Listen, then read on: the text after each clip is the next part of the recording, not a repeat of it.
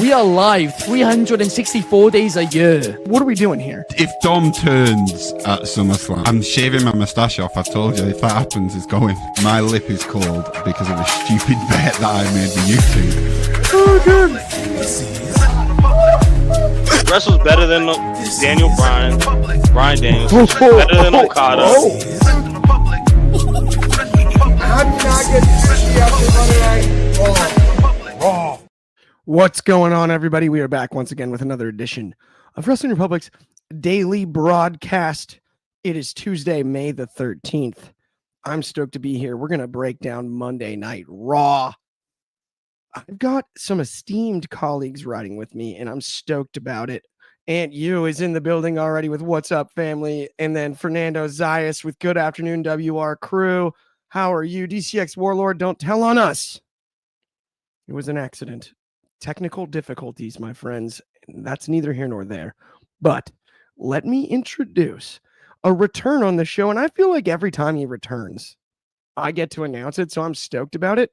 I believe, geographically speaking, he's currently in the city of Philadelphia. But this is a guy that's in Syracuse Broadcasting School. This is one of the smartest human beings I know. The cream of the crop, in the words of the great Macho Man Randy Savage. Josh Markowitz, what's going on, my friend? A very proper introduction. Thank you, Clark. Appreciate it. Yeah, I feel like every time I'm on the podcast now, it's a return because I'm always at college. I don't have enough time for the podcast, unfortunately. But whenever time does open up on the schedule, I'm always making sure that priority number one is the podcast. And I'm back. So, yeah, I feel like this is like my 7th or 8th return this year. But I love it. I love the pop that I get when I return.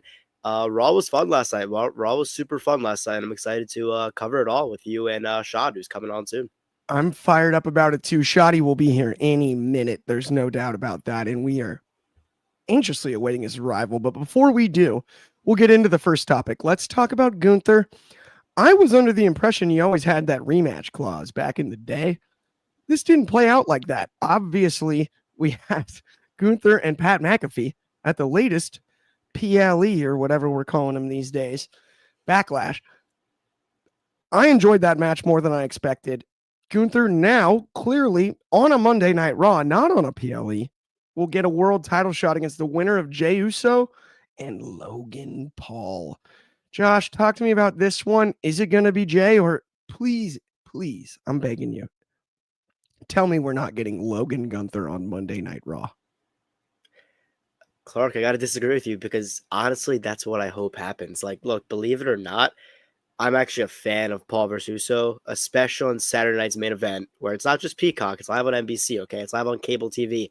Logan Paul, his main function in WWE is to attract people that don't know what WWE is and don't know what professional wrestling is and bring them over to the WWE world. And that's what he's done. He's done a great job of it.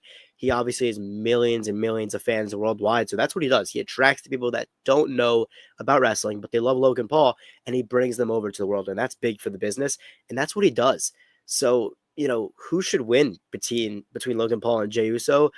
I'm about to say this, believe it or not, Logan Paul should dethrone Jey Uso for the belt. And look, I can't believe I said it either. I can't, but I did. Look, I don't know about you. I don't know about you guys. I don't know about anyone else who's watching this and anyone in the world, in the wrestling world. I have zero interest in seeing Gunther versus Jey Uso again. And I enjoyed the match at WrestleMania somewhat. But look, they dragged it out from Royal Rumble to Mania, and that was fine. They did a fine job dragging it out. They had about 2 months to make that rivalry go, and they did a fine job telling the story, the whole, choke, he tapped out story. It was good.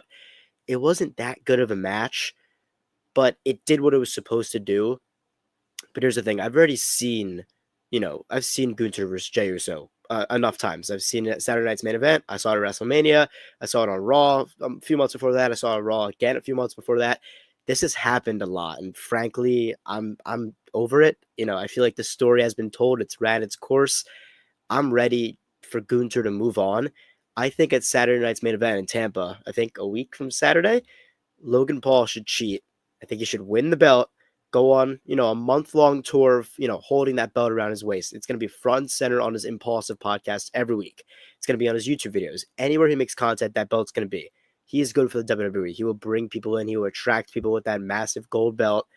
And I think then we could see Paul versus Gunther, which honestly, I'd be more excited about than a rematch between Jay and Gunther. You know, Gunther could win the belt back from Paul. Oh, I've seen too much of the same thing, and I'm ready for it to move on. I think Gucci will just win the belt back from Paul, let Logan Paul have the belt for a month. It'll be silly, it'll be dumb, but I don't want to see Gunther versus Uso again. okay. There's a lot to unpack here because There is. I probably do need to run to the sink after this to get rid of the throw up that I just had in my mouth. Thinking of Logan Paul carrying the World Heavyweight Championship. Yeah. That's just going to be a bad taste the rest of the way. I don't know if I can deal with that. Shout out Sensodyne, good toothpaste. Either way, Josh, I hear you though. Jay Gunther 2 doesn't sound that enticing. One thing that does sound enticing though is it's a Tuesday, and I haven't gone to do this for quite some time. I want everybody here to get your twos way up, because all the way out in the DMV, out of the bullpen, no less, ready to rock. We got Shotty in the building. What's good? Finally, the Ark has come back to the Tuesday shows. Just to give y'all some good news, you're going to see a lot more of me back on a weekly podcast, man.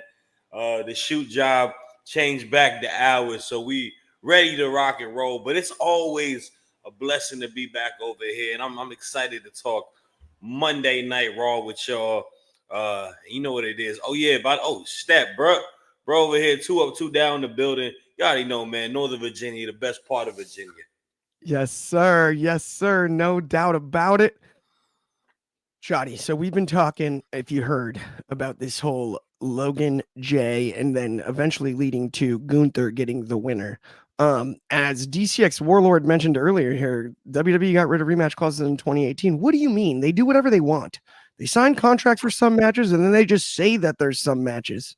I didn't know it was something. I didn't know it was specific. I'd like to see the paperwork. That's all I'm saying about that one. DCX. I didn't even know about that. I had no idea. I'm like, it's been 8 years, 7 years. It's new to me. I didn't know. News to me, but Shotty, I got to ask you now. Gunther is going to get his rematch clause, as if there was one, against the winner of Jay and Logan. As Josh presented, he likes the idea of it being Logan Paul versus Gunther. I'm deathly afraid of a world we have to live in where Logan Paul gets to carry the WWE World Heavyweight title. Give me your opinion on all of this. Oh man, Josh, you my guy, bro. It's all good. Fly Eagles fly at the end of the day.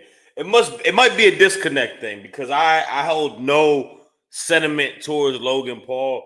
I don't get the hype around him. I know that he is a notable name, but if I'm just talking about a pure professional wrestler standpoint and what he offers as a pro wrestler, I don't think he's anywhere near world champion material.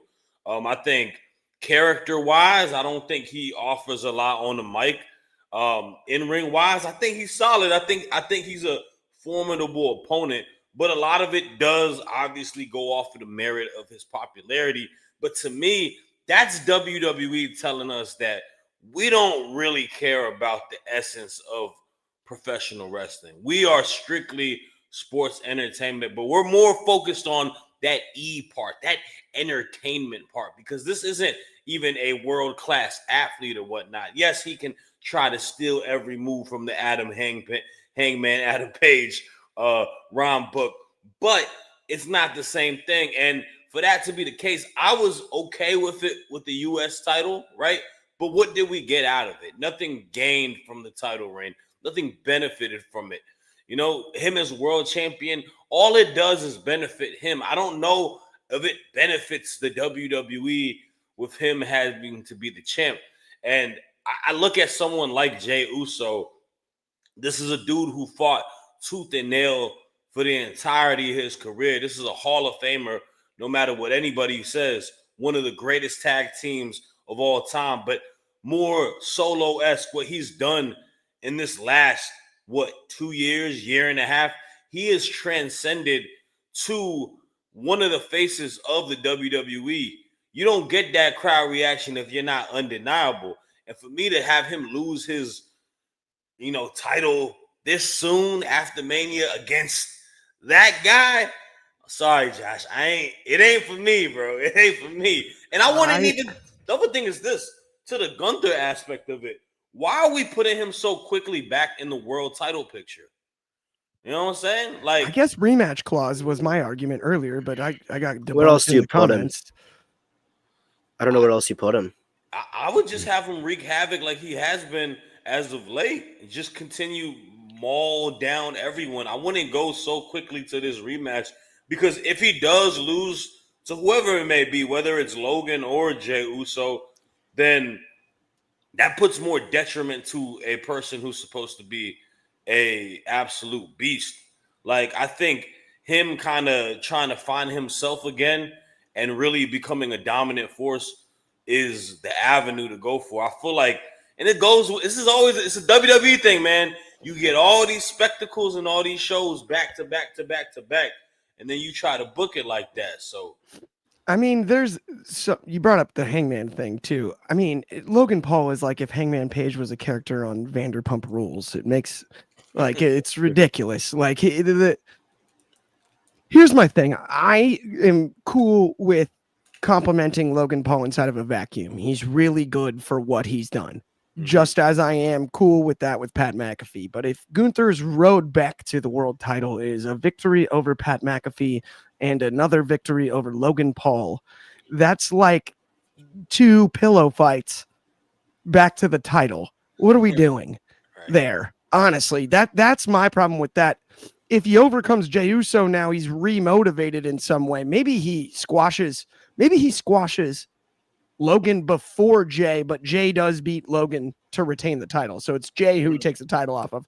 I'm cool with that. He's going to take out the 2 celebs. Go for it. I'm all for that. That's fine. But to me, I just think it's a big ask to have to watch the criticism if Logan Paul carries that title will be heavy. It will be. I understand the outside viewership. I do get that. And the crossover appeal. And I get that exists. And I know that he's not my generation. He's different.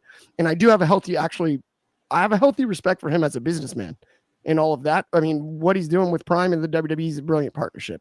The fact that a sip was taken, even Randy Orton making fun of it in the main event of a PLE, that's significant. No joke. He's doing some big things. But I think the biggest things that he's doing are outside the ring. And when he gets in the ring, it's impressive because it's Logan Paul. At some point, that dust has got to be knocked off, and we have to actually, I think, put him on the same plane as the other wrestlers. And once we do that, it's not the same. It's not he's good for a podcaster, right? He's good for an internet personality. It's either he's good or he's not. Not good, yeah. And that conversation is going to get interesting down the road. And I think it's accelerated as far as time is concerned, getting to that conversation if he carries the world title. That's my only reason I disagree with you, Josh. While I hear where you're coming from, because the fresh matchup is in a lot of ways tantalizing. I wish it wasn't Logan, but a fresh matchup for Gunther would be great. Yeah.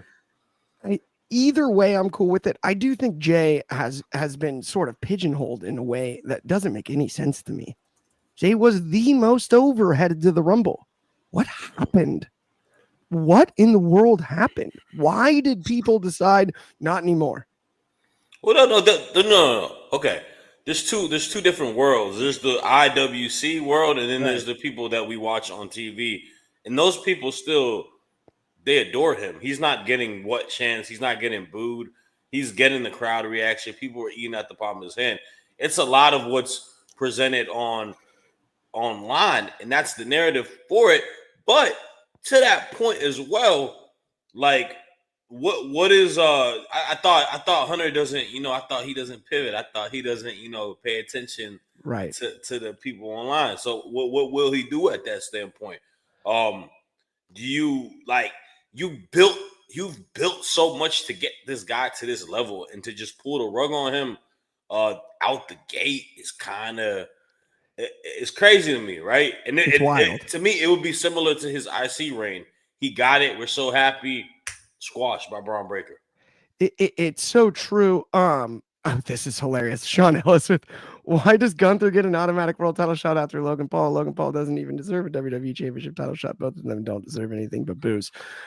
Okay, that's fair. I mean, I go back to the rematch clause thing. I was under the impression that was the scoop on hoops when we're talking about world titles. Maybe not all the titles, but the world title at least. That was kind of the deal. It's not a standpoint of Gunther not deserving it. Gunther will always deserve it. Don't get it twisted. Gunther is one of the best in the business. Like, so Yeah. the man deserves anything to it. He's a big reason why Jay's moment feels special, because he's culminated being that villain, that guy, and being that amazing. So I'm not going to put him in that same boat as a guy like Logan Paul. One person is someone that definitely is here week by week, establishing himself as one of the top guys. The thing with Gunther for me is the dominance has always been the narrative, and we're getting closer to back to that, but I want to see some real dominance. If it's Logan Paul, it doesn't mean as much as if he just gets Jey Uso back brutally. Mm-hmm. That's another factor that I just thought about, where it's like, if it's Logan, that's amazing, and then he's the champion again. But remember, Jay beat him. He choked him out, right? He tapped real quick. If he comes back and just smothers Jey Uso, dominates him, right? Beats him to a pulp. Mm-hmm. That writes that in a way that I think it's fair. And I also think that takes less away from this Jey Uso run than if Jay were to lose it to Logan first. Yeah. Right. That's my only caveat there. But let's keep it rolling and let's talk about Sami Zayn, all of our favorites. I love Sami Zayn. I know you do too, Shad. I'm going to go to Josh on this one, but we're all going to talk about this one because I have one stipulation. If Sam Zayn turns heel Saturday night's main event and we do not get the Conspiracy Against Me documentary, it's not right. Release the documentary, WWE. You've got the footage. He's got the proof. I want to see it. He had to join the bloodline to get away from the conspiracy that was against him. And I said that in a Canadian accent intentionally. But Josh, I want to know your opinion on this. Is Sami Zayn turning heel at Saturday night's main event? Yeah, I think he is. I mean, for starters, like what a fun match this will be. This Saturday night's main event is looking like it's gonna be fun, looking like it's gonna be stacked. We're talking John Cena R-Truth, maybe that's gonna be fun and random, and I don't even know what's gonna happen there, but that'll be fun. And yeah, everyone knows what's coming with this Rollins and Breaker. They have to be getting an addition to the group. It's very obvious. They've been talking about being outnumbered. The shot they did last night with the three guys in the ring and just Rollins and Breaker is very obvious they were outnumbered. They made that very obvious intentionally because we all now understand that we are going to get an addition to that group. And yeah, Rollins is talking a lot about how he's smarter than everyone and how he's always had a plan. It's very, very and intentionally very reminiscent of his times with the Shield.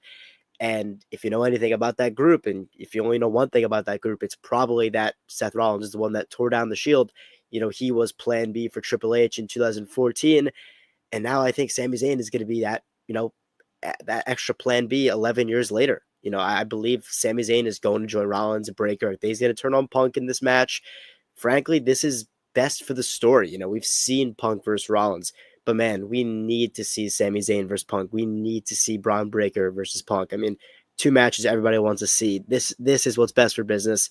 Also, Sami hasn't really been a heel since 2022, and even that type of heel I feel like it was more like a comical heel. He was a heel, but like he wrestled against Johnny Knoxville at WrestleMania Dallas. I think he could really play like a vicious, aggressive heel like Rollins and Breaker are playing. I think he'd become a whole new person.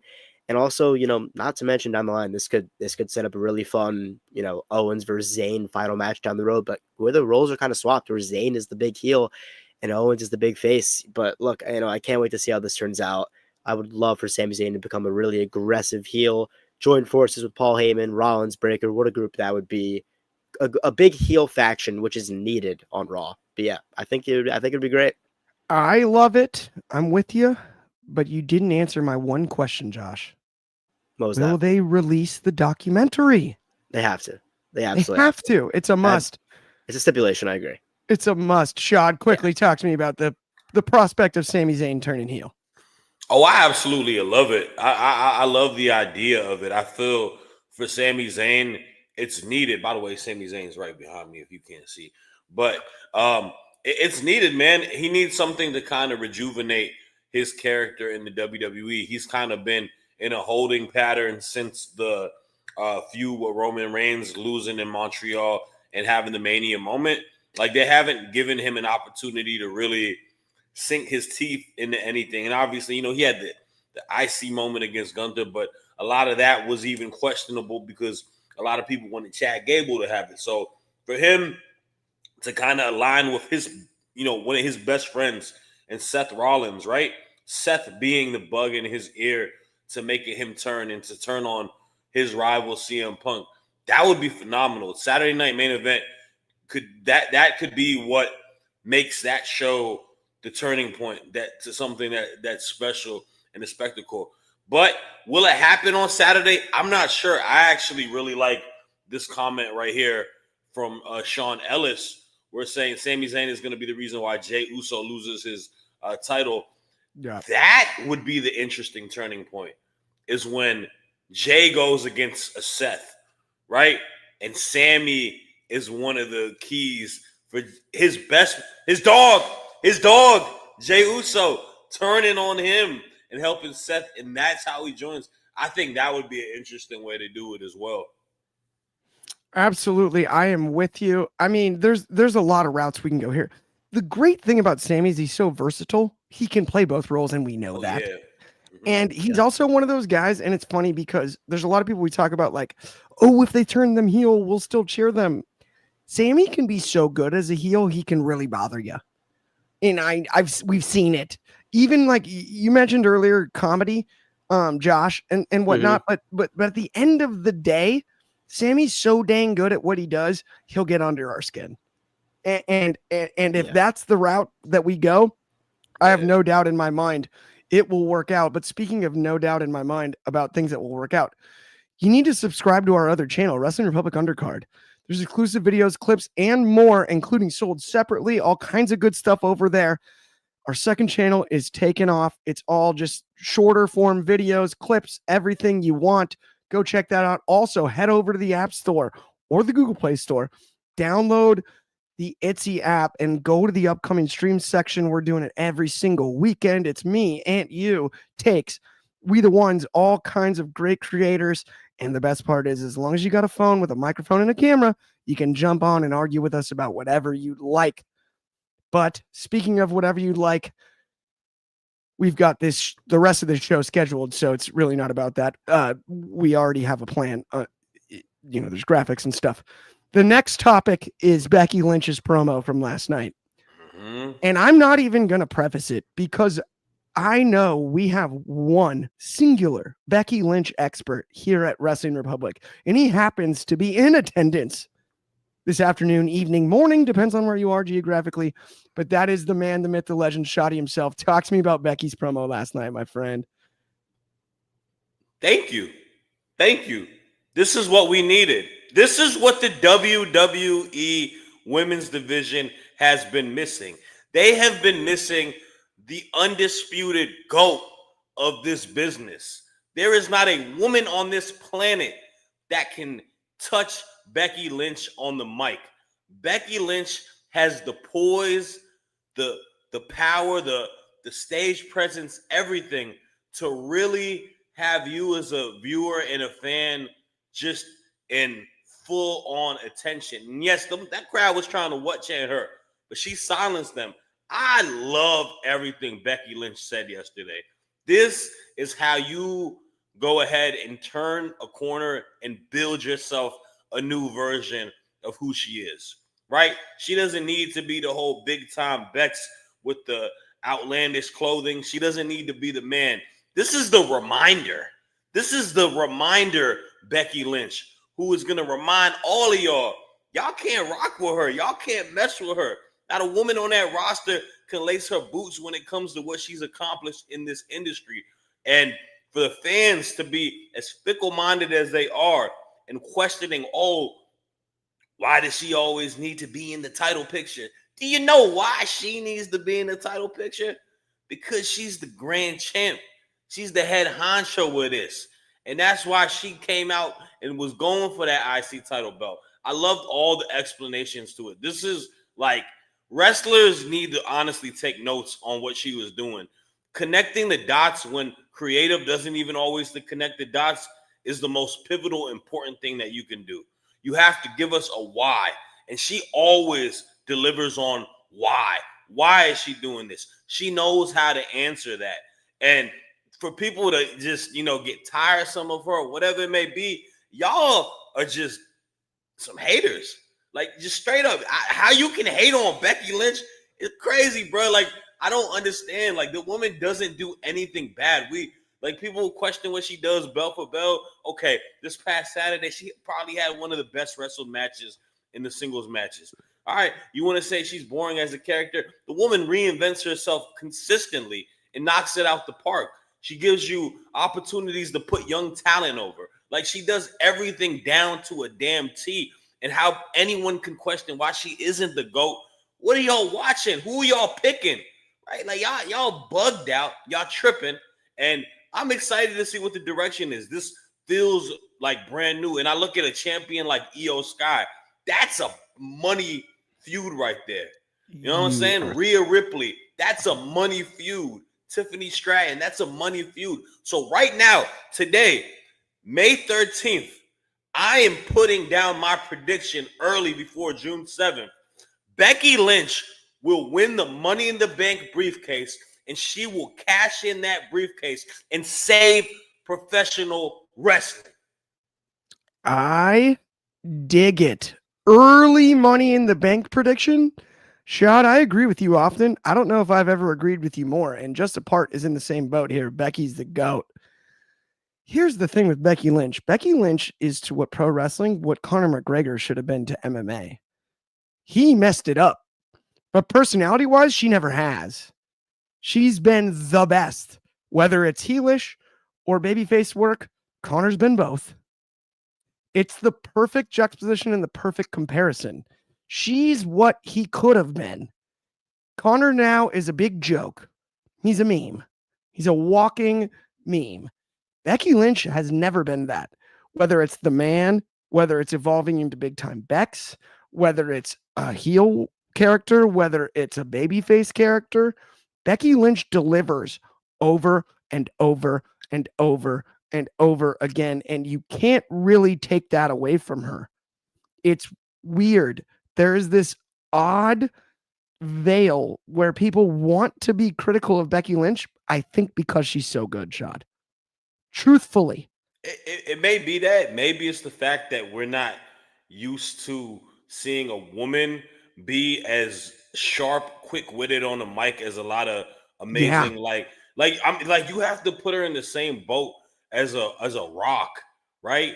As a a Chris Jericho, as a CM Punk, like as a Roddy Piper. She's that great on the mic, and for us to see a woman doing that and being in that same conversation, that's unprecedented. That isn't heard of, but she's the only women's wrestler I know that can get in those conversations. To your point, and I think you made some great comparisons there too, and I did the McGregor thing, but this is even earlier to me. Think about this. At her peak, when she was the man, she was everything John Cena wished he could be.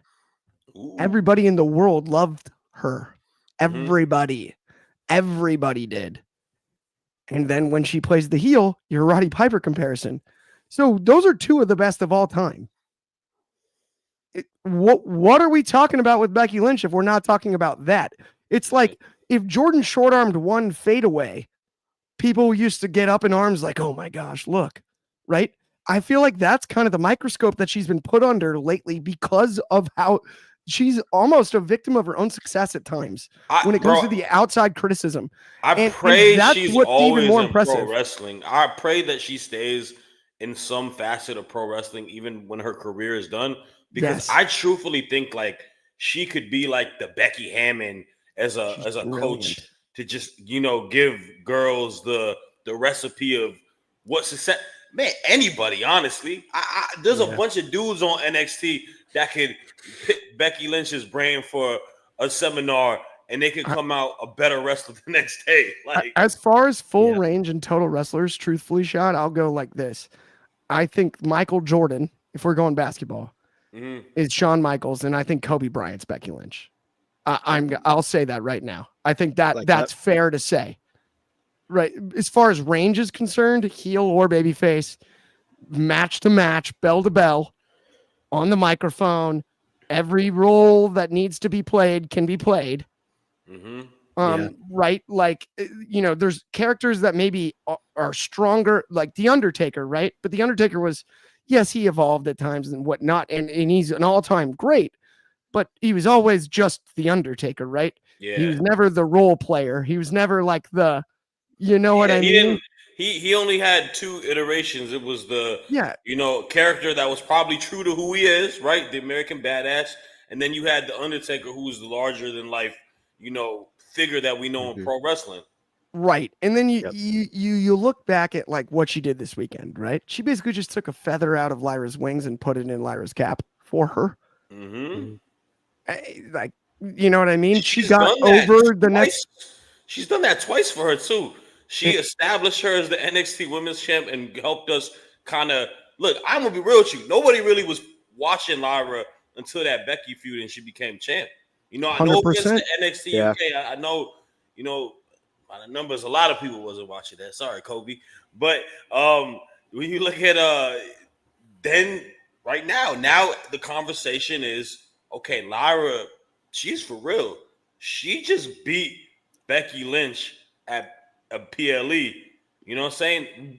Pinned her one hand. Like, one-handed. Exactly. Like, and it's all credit due to her. She's talented as hell as well. But that's how you build the next people up underneath you, This is hilarious. Becky never put Tiffany over. Did she have to? They haven't wrestled yet. I mean, also, by the way, did Charlotte ever? NXT, they had a classic. I mean, she beat her for the belt, but she did. But I was also going to say, I'm like, at the same time, Tiffany Charlotte, like, Tiffany went over. I don't know if she got over. So let me tell you this: how does a loss to Becky Lynch on NXT help benefit her stock more than a win against Charlotte Flair at WrestleMania, bro? Yeah. I mean, Becky versus Tiffany was Tiffany's graduation. It was literally. I'm actually DCX Warlord. I'm in disagreement on that one. I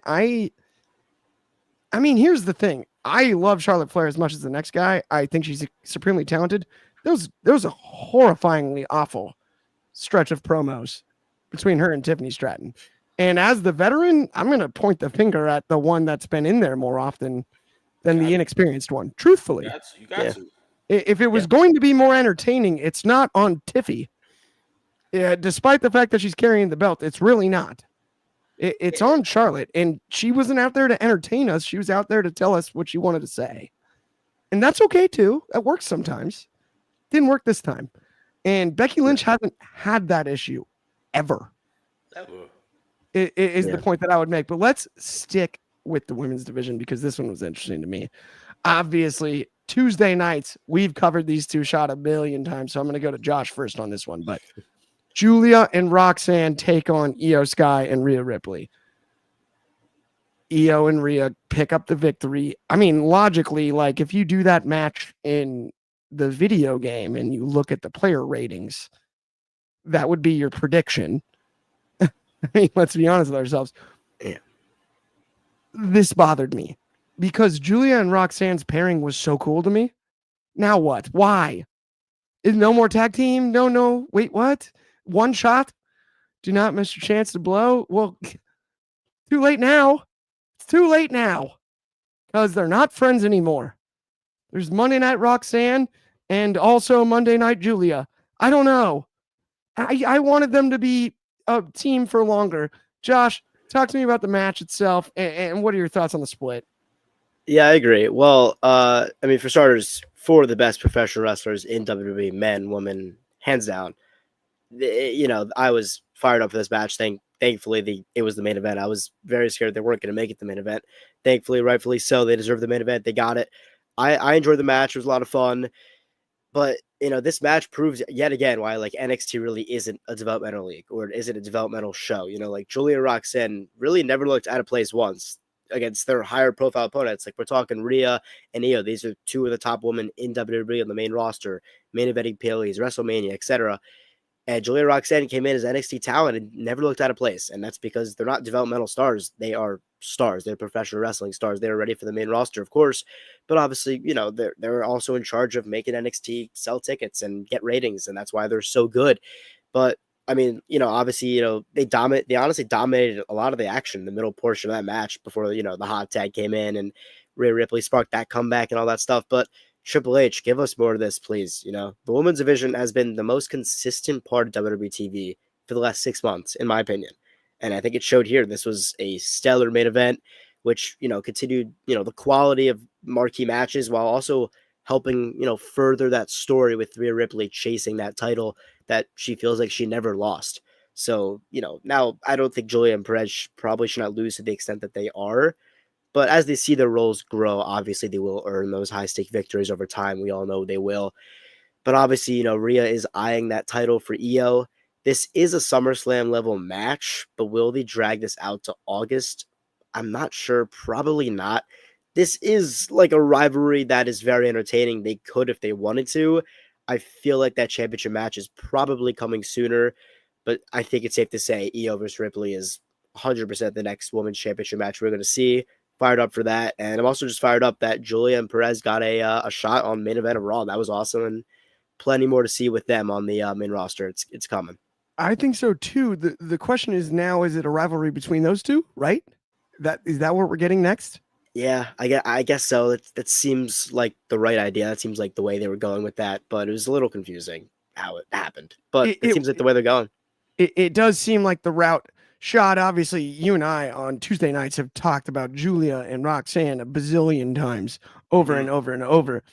I didn't expect the pairing on the main roster. I had thought it was Cora Jade, but I'm just saying, I'd have thought would have made sense, but they had different plans for Cora. But salute to Elena Black. I know she about to kill it in the Indies. yes. Now, my real question though is with the Julia and Roxanne split. Obviously, Io and Rhea tagging together was interesting in and of itself. That split might have made more sense for rivalry's sake. Yeah. But what do you see for the future about Julia and Roxanne on Monday nights? Honestly, man, to me, I kind of agree with you. It's one of those like happy accidents where I actually thought Julia and Roxanne kind of meshed well as a team. Julia kind of just having a different like aesthetic coming into the main roster. Obviously going back with the braids, but like kind of having like the bit of the rough like badass look to her. And then Roxanne being such a great heel, being such a great talker. I had no problem with them running the tag division out the gate, potentially being tag champs. And you know what? Maybe this isn't the end of it. Maybe we are jumping to conclusion. Maybe Roxanne is going to be working to win Julia's trust. We have a lot of what's going on with Finn Balor, in these backstage segments between them that we haven't heard, but we see them talking in the side. I don't think it's the end, bro. I think it's just the beginning. I think the end all be all is that Finn is hiring himself some hit women because he's got a hit to make out. And I think the hit is towards Liv Morgan and Raquel Rodriguez. I think Roxanne and Julia are going to be our future tag team champions. I think Roxanne and Julia versus Liv and Raquel is the match that will be built up. And the thing is this, if you're going to split them up, then the only route would be either the main belt or the mid-card belt. Both of them can't go for both of them at the same time. One person will kind of be in a weird holding pattern. These two women are too talented to being in a holding pattern right now. in my honest opinion. And I don't want to see them go at it where one of them loses. I think they should be racking up wins. I was mad they lost yesterday too. They should be picking up wins. They should be establishing themselves as a threat. The friction should have been off of a loss between some dynamic between Rhea and Io. And that's how you build that match against each other. But for these two young women that just are getting put onto the map on Monday Night Raw, yeah, give them some wins, create some buzz, let them potentially get some gold. Like, that's the way you got to do it, because we know what both women can do as champion. Both of them have phenomenal reigns. Roxanne especially. If not, Roxanne is arguably in the Mount Rushmore of women's wrestlers in NXT history, if you ask me. You know, you look at Shayna, you look at Asuka, and then Roxanne is right there in that conversation with them. So for her, yeah, you have to, like, don't short sell them. They're not, like, I agree with Josh. This ain't development. These are women that are known commodities. We know what Julia has done in Stardom, right? Her coming to NXT was just a casualty because they needed to. It's where the best women wrestle, but to kind of get her in the gist of how WWE works. But these two women are established, man. They're two of the bigger names, so treat them like that. I agree, man. Like, huge call-ups, and we really didn't go full build. We sort of just debuted them on the main roster, which was cool. And I loved the Raw after Mania, right? I really did. Mm-hmm.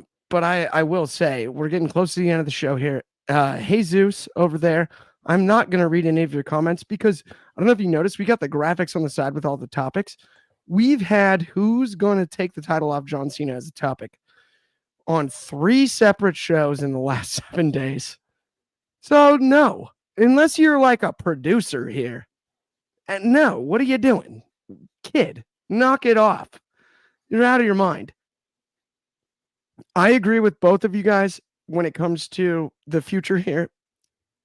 My only caveat is still, Julia Roxanne could have been a great tag. And I don't know what we're doing with the women's tag team division. Julia Roxanne is that is a notch in the belt that makes sense. And to break them up after a month seems early. That's my only problem with anything I saw last night. Because I really did truly enjoy it in every single way. But with that, that is going to bring us to the end of the show on a fine Tuesday. Check out Off the Air tonight. I know, Shoddy, you got obligations, but it is going to be me and Big Driz. Shoddy's got obligations. That's why he came on the afternoon show. He's the man, the myth, and the legend all at the same time. But me and Driz will hold it down tonight off the air immediately following NXT. Of course, Josh, back in the building all the way out of Syracuse. Are you kidding me? Thank you so much, Josh. On behalf of all 3 of us, everybody at WR, thank you so much for tuning in. We'll be back same time, same place tomorrow. That's, of course, noon Pacific, 3 o'clock in the East, 8 o'clock in the UK, and 9 a.m. for my friends in Hawaii. Aloha, Sean, and everybody out there. Absolutely have a fine Tuesday afternoon, and we will talk to you soon.